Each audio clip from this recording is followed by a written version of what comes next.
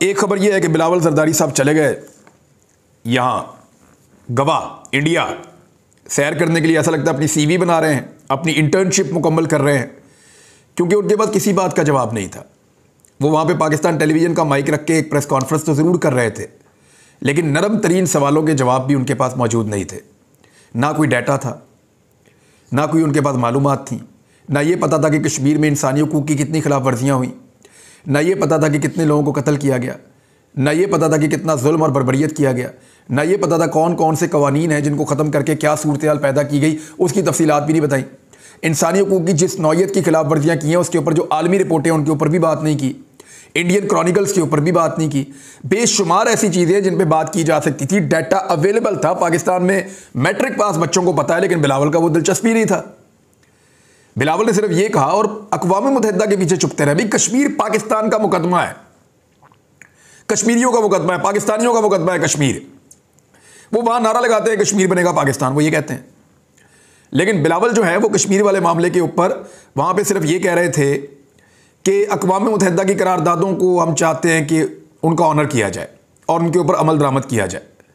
भाई आप ये बताइए, एक्चुअली आपको बताना है कि वहां क्या हो रहा है, सूरत कैसी है, किस किस्म का जुल्म और बर्बरियत है, किस तरह के हालात पैदा किए गए हैं। उन हालात को ठीक करने के लिए हमारे क्या मुतालबात हैं। तो बड़े दबे लफ्ज़ों में बातें की हैं, घुमा घुमा कर बातें की हैं। या पाकिस्तान में तो बहुत चिंघारते हैं, बहुत ऊंची आवाज़ में बोलते हैं, बहुत रोटा डालते हैं बिलावल, और ये कहते हैं वहाँ मेरे ऊपर 2 करोड़ का इनाम रख दिया, ये कर दिया, वो कर दिया। कुछ भी नहीं। जयशंकर के मुकाबले में बिलावल कुछ भी नहीं लगे। और जो मीडिया वाले साथ लेकर गए हैं, ये 14 मीडिया वाले साथ गए हैं सहाफ़ी, और इनमें से कुछ तो सहाफ़ी है भी नहीं, कह रहे थे, लोगों ने बताया। और ये जो 14 लोग गए हैं ये वहाँ पे सेल्फियाँ पोस्ट कर रहे हैं, बाकी सारा मीडिया जो है वो खबरें पोस्ट कर रहा है। जितने आलमी सहाफ़ी आए हैं वो सारे खबरें दे रहे हैं। हमारे जो यहाँ से तोहफे गए हुए हैं, कोई खानों की तस्वीरें लगा रहा है, कोई जो है वो साहिल की तस्वीरें लगा रहा है, कोई बीच के ऊपर खड़े होकर इंजॉय करके तस्वीरें लगा रहे हैं। यानी एक अजीब जो उनका टूरिज्म, आप उनके टूरिज्म को प्रमोट करने के लिए गए हुए हैं क्या? आप इंडिया के टूरिज्म को प्रमोट करने के लिए गए हुए हैं, या आप अपनी वजारत खारजा की पॉलिसी के ऊपर या इंडिया के साथ आपके क्या मामलात हो रहे हैं उनको आगे बढ़ाने के लिए गए हुए हैं और टेबल स्टोरीज दे रहे हैं? यानी जो इसराइल गए हुए हैं सहाफ़ी, उनका नाम है अहमद कुरैशी, वो बिलावल की बहुत सपोर्ट कर रहे हैं। उन्होंने कहा हाथ मिलाया, मैंने वीडियो निकाल कर देखी, उसने हाथ मिलाया ही नहीं, उसने दूर से ऐसे करके किया और ऐसे इशारा किया कि निकलो इधर। बिलावल से ऐसी बेरुखी से भारतीय वजीर खारजा मिले हैं कि मुझे बहुत तकलीफ हुई है। इससे अच्छा बिलावल जाते ही ना। उन्होंने स्कूल के बच्चे की तरह सलूक किया है कि वो सामने से आया, उसने सलाम किया, खड़ा होकर तस्वीर ली और उन्होंने कहा इधर से निकल जाओ। बाकी सबके साथ उन्होंने यूं करके तस्वीर बनवाई है, बिलावल के साथ हाथ बांध के तस्वीर बनाई है। तो एक अजीब सूरत हाल है जो इंडिया ने पाकिस्तान के साथ रवैया किया। यही रवैया इंडिया मीडिया ने भी रखा। हालांकि जब हिना रबानी खर गई थी तो इंडियन मीडिया में उनकी बहुत तारीफ हुई थी और मामला किसी और तरह के थे, लेकिन बिलावल की इंडिया में लगातार बेइज्जती हो रही है। उनका मीडिया भी कर रहा है, उनकी हुकूमत भी कर रही है। अलग मुलाकात के लिए इन्होंने मुबैना तौर पर वहाँ पर रिक्वेस्ट की, उन्होंने अलग से मुलाकात भी नहीं की। और जिसके बिलावल करीब से गुजर जाए वो कहते नहीं मुज़ाकरात कामयाब हो गए, जिससे बिलावल हाथ मिला ले वो कहते नहीं बड़ी लंबी मीटिंग हो गई है। ऐसा क्या चल रहा है? और बंद कमरे की मीटिंग की आपके पास खबरें कहाँ से आ रही हैं? तुसी से बाहर हो सारे। तो ये इस किस्म की चीज़ें जो हैं वो सहाफ़ियों को ले जाके उनसे को सेल्फी मीडिया जो है उसको ले जाके उनसे कोशिश की गई कि वो बिलावल को प्रमोट करें, लेकिन ये उल्टा गले पड़ गया और पाकिस्तान के लिए सुबकी का बायस बना। यानी जब प्रेस कॉन्फ्रेंस कर रहे थे तो बिलावल के पास कोई ऐसा डाटा नहीं था, कोई ऐसी शवाहिद या कोई ऐसी ठोस चीज़ें नहीं थी, कोई ऐसी तैयारी के साथ नहीं गए हुए थे कि भारत में बैठकर वो चैलेंज करते कश्मीर के मामलात को या दीगर इंसानी हकूक़ की खिलाफ वर्जियों के मामलात को।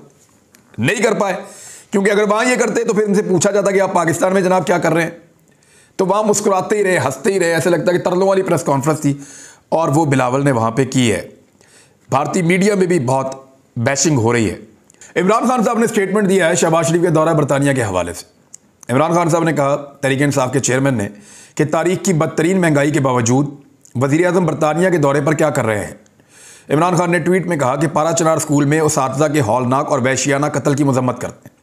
इमरान खान ने शुमाली वज़ीरिस्तान में 6 फौजी जवानों की शहादत के वाक़े की शदीद मजम्मत करते हुए कहा कि ताज़ियत और दुआएं मुतासरीन के अहले खाना के साथ हैं।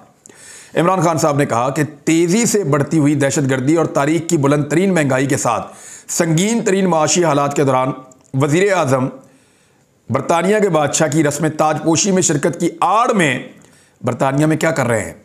और ये बात ठीक है, एक्चुअली वो नवाज शरीफ साहब से अगली गाइडेंस लेने के लिए गए हुए हैं और वो ये देखना चाह रहे हैं कि हम कितना ड्रैग कर सकते हैं, किस तरीके से अपनी स्किन बचा सकते हैं, क्योंकि नवाज शरीफ ये चाहते हैं कि शहबाज शरीफ नाअहल हो जाए और मरीम नवाज़ के लिए रास्ता बने और मरीम नवाज़ वज़ीर-ए-आज़म पाकिस्तान बन जाए कल को, अगर कोई PMLN को मौका मिलता है तो।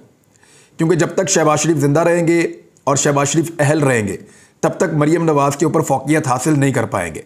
जब भी कभी इक़्तिदार मिलने की बात आएगी तो वो हुमा शहबाज शरीफ के सर पे बैठेगा, और अगर नवाज शरीफ के साथ साथ शहबाज शरीफ भी नाअहल हो गए तो फिर मरीम नवाज़ वज़ीर-ए-आज़म की उम्मीदवार बनकर सामने आ जाएंगी।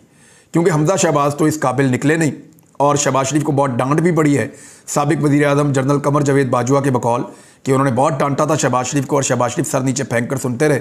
ये शहबाज शरीफ साहब का कसूर था, उनको चाहिए था सर उठा के बाजवा साहब को आगे से डांटते और उन्हें कहते कि आपको कोई हक नहीं पहुंचता कि मेरे सियासी फैसलों में आप मुदाखलत करें।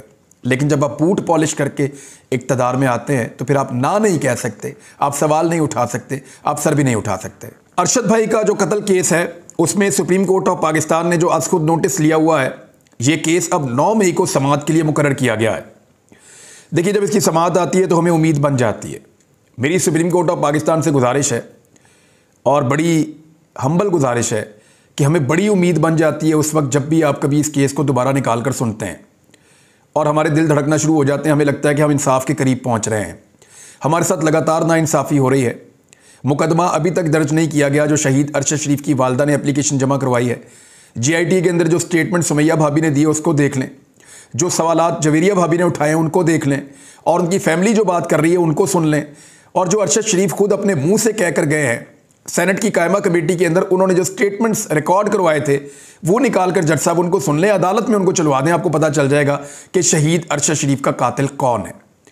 और कुछ नहीं होता तो जिन्होंने FIR दी हैं, जो मुद्दई हैं, वो 16 बंदे ही गिरफ्तार करवा के मंगवा लें, आपको पता चल जाएगा।